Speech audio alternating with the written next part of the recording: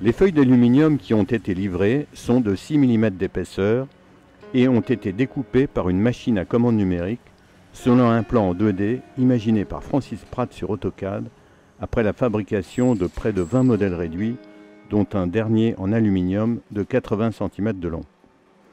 C'est à partir de ce dernier modèle que l'on va fabriquer avec Cédric le Praform de 10,50 m. Les feuilles d'aluminium ont une longueur maximum de 6 mètres et une largeur de 2,50 m. La première tâche est de les réunir. La soudure bord à bord de 2 feuilles d'aluminium de cette épaisseur est très longue. Il est nécessaire de pointer la jointure.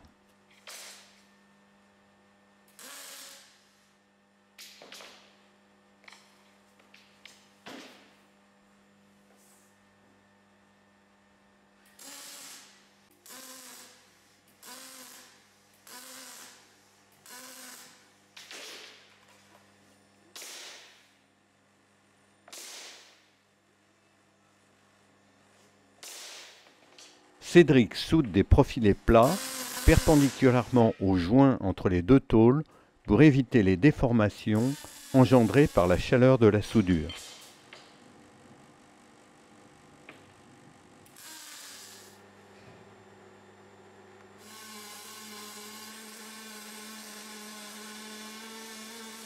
Ces points de soudure sont meulés ensuite pour éviter la déformation de la tôle lors de la soudure complète de l'autre face.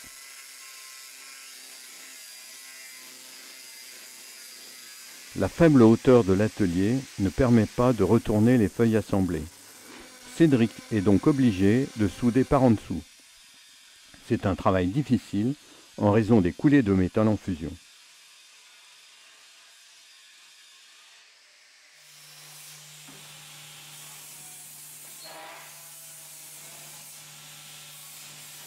Comme vous pouvez le voir, la coque du bateau est molle. Il faut la rigidifier. Cédric soude des lisses en T de 40 par 40 mm de section. Elles sont fixées à la coque par des cordons de soudure discontinus.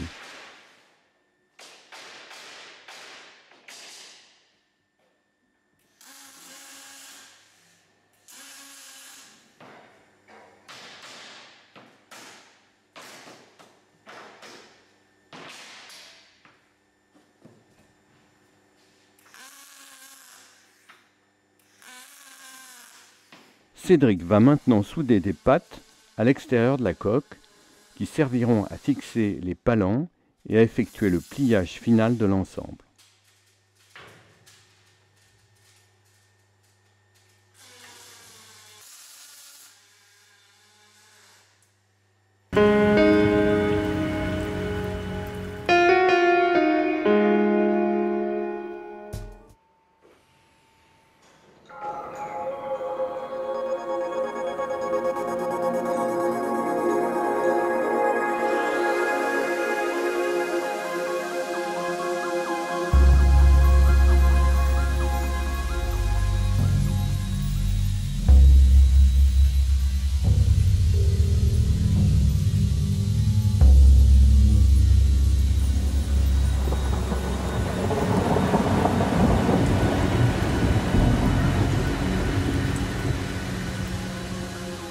Le cintrage commence tout d'abord à l'aide du pont roulant.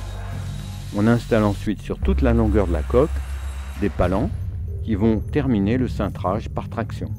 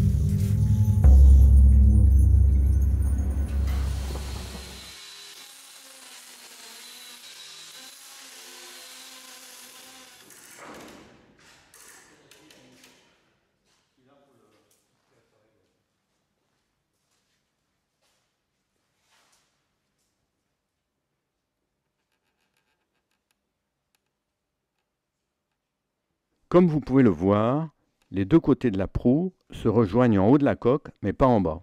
C'est avec des serre-joints que Cédric va remédier au problème.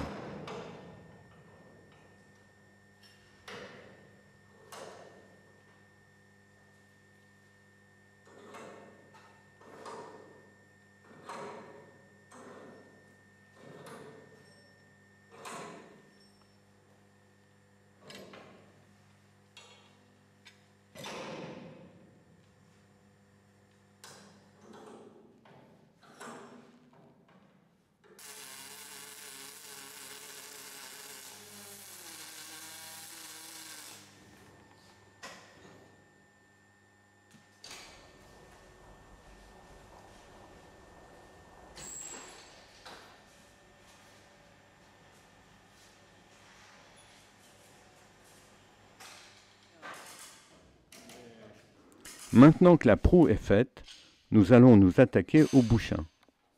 Des serre-joints et un ou deux palans vont nous aider à joindre les deux bords.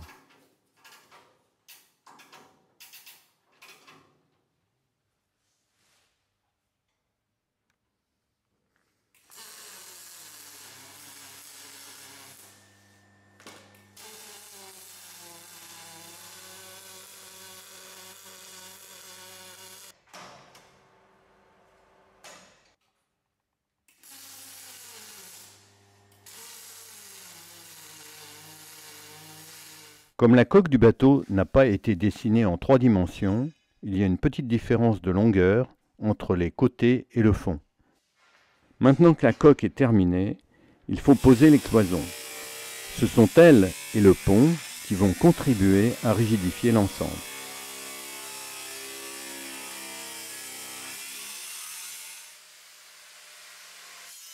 Nous prenons des mesures de l'intérieur de la coque pour couper une feuille d'aluminium et la mettre en place.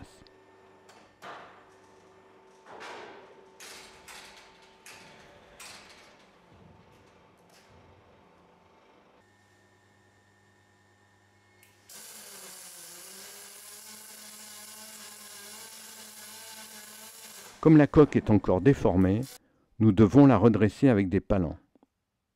Un grave problème vient alors doucher mon enthousiasme qui était encore entier à ce moment-là. Le haut des cloisons n'est pas aligné. Cela signifie que le pont est gondolé. Il va falloir redessiner le bateau avec un logiciel de CAO pour obtenir les bonnes cotes des cloisons et permettre un assemblage précis. Le relevé minutieux des dimensions de la coque a été un travail très long et fastidieux. Il aurait été préférable de le sous-traiter à une entreprise dont c'est la spécialité et qui utilise le scanner. Tout cela aurait été fait en une journée, alors qu'il nous a fallu près de 7 jours à 2 personnes. La construction du bateau a été stoppée à ce moment-là. Le bateau a donc été modélisé sur ordinateur en 3D. Le pont a été figuré par un tronc de cylindre d'un très grand rayon. Si on retourne, si on le met de l'autre côté, on a fait passer On constate que le bordé dépasse le pont selon une forme aléatoire. Il aurait fallu le recouper en suivant cette ligne et construire les cloisons en fonction de ces côtes. Mais c'est là que nous allons découvrir que la coque n'est pas symétrique. Je décide alors d'arrêter les frais au sens propre et au sens figuré. J'ai atteint mon budget, je ne veux pas aller plus loin, compte tenu que le procédé ne semble pas intéressant par rapport aux méthodes traditionnelles, pour un bateau de cette taille en tout cas. De plus petits bateaux peuvent peut-être utiliser cette technique et n'ont pas besoin de cloisons. D'autres que moi peuvent également améliorer le procédé Praform et j'attends leurs propositions. pour qu'ensuite on puisse voir quelle est la meilleure solution qui s'offre à nous avant de recouper le bordé.